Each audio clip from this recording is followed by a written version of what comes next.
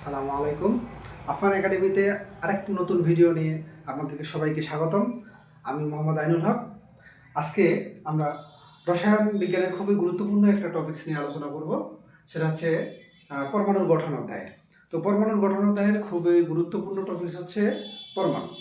এখন আজকে আমরা এই ভিডিওতে যে জিনিসগুলো শিখব সেটা হচ্ছে একটা পরমাণুর ডায়ালাইসিস।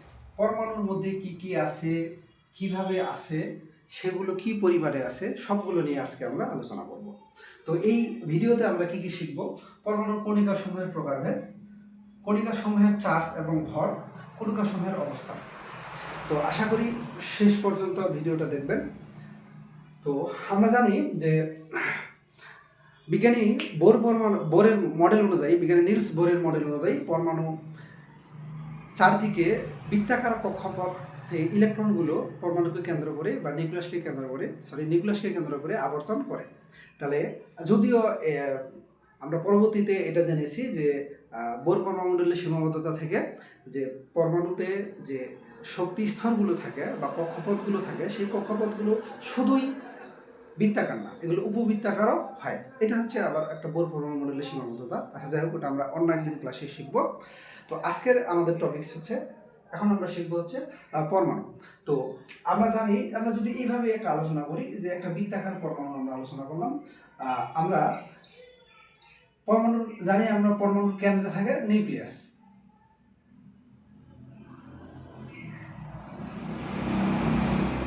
যেটা আমরা বিজ্ঞানী আর্নেস্ট রাদারফোর্ডের পরমাণু গঠন থেকে আমরা জেনেছিলাম যে বিজ্ঞানী রাদারফোর্ড পরমাণু গঠন সম্পর্কে মতবাদটা দেওয়ার পূর্বে তিনি স্বর্ণপাত তড়িৎবীক্ষণ, মানে পাতলা স্বর্ণপাতের উপর একটা আলফা রশ্মি বিকিরণ পরীক্ষা করেছিলেন।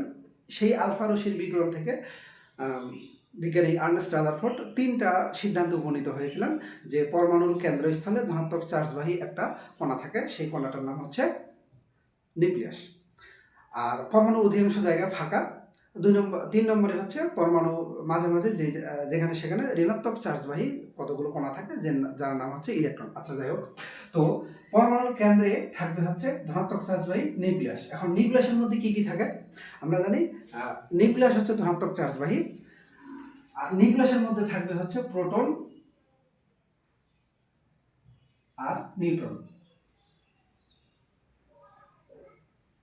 প্রোটন নিউট্রন দুইটাই নিউক্লিয়াসে থাকবে। এখন প্রোটন আর নিউট্রন যদি নিউক্লিয়াসের মধ্যে থাকলো, তাহলে বাইরে কে থাকবে?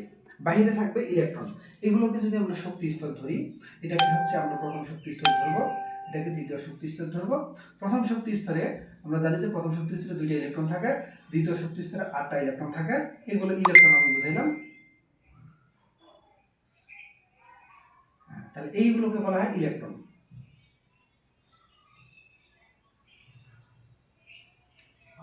তাহলে পরমাণুর কেন্দ্রে থাকলো প্রোটন এবং নিউট্রন, আর পরমাণুর কেন্দ্রে বাহিরে নির্দিষ্ট কক্ষপথে থাকলো ইলেকট্রন। এখন প্রোটন আর নিউট্রন আমরা শিখলাম।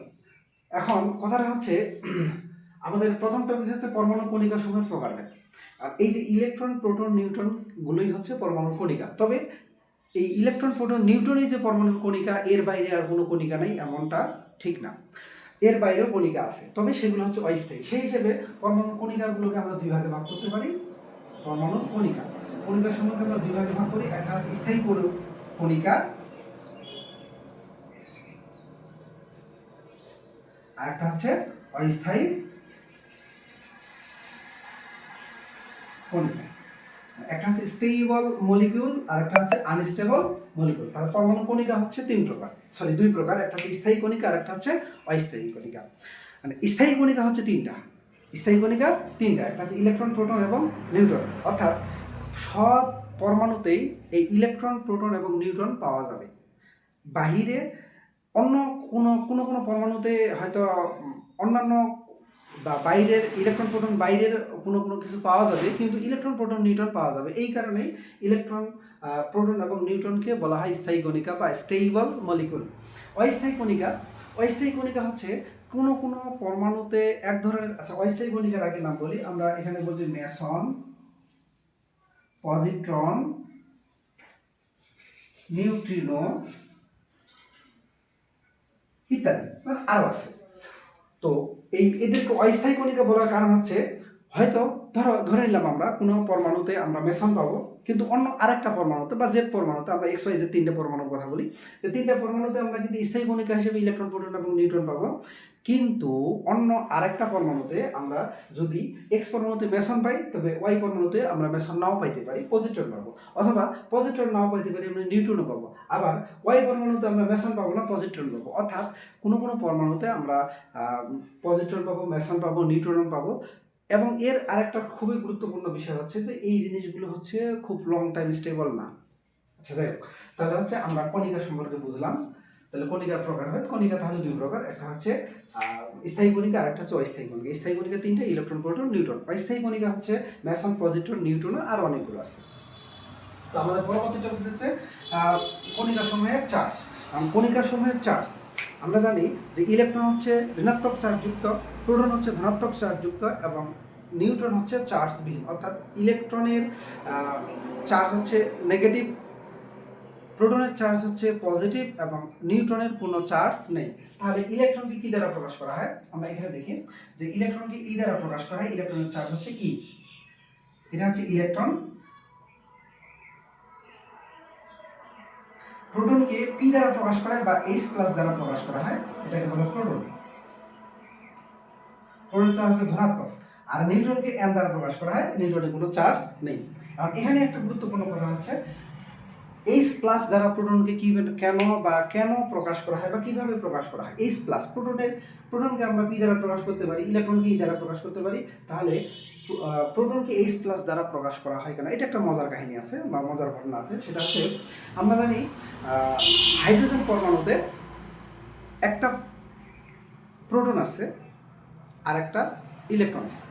হাইড্রোজেন পরমাণুতে কিন্তু কোনো নিউট্রন নেই।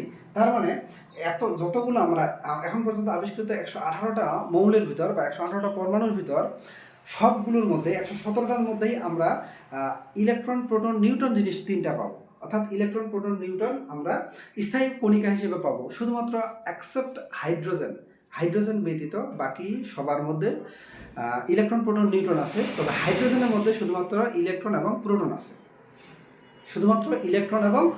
আছে, তাহলে হাইড্রোজেন থেকে যদি আমরা একটা ইলেকট্রন বাদ দিই তাহলে থাকবে কি? প্রোটন। এই কারণে এই যে এইচ প্লাস মানে হাইড্রোজেন থেকে আমরা একটা ইলেকট্রন বাদ দিয়ে দিচ্ছি, তাহলে হাইড্রোজেন এইচ প্লাস দ্বারা প্রোটনকে প্রকাশ করা হয়।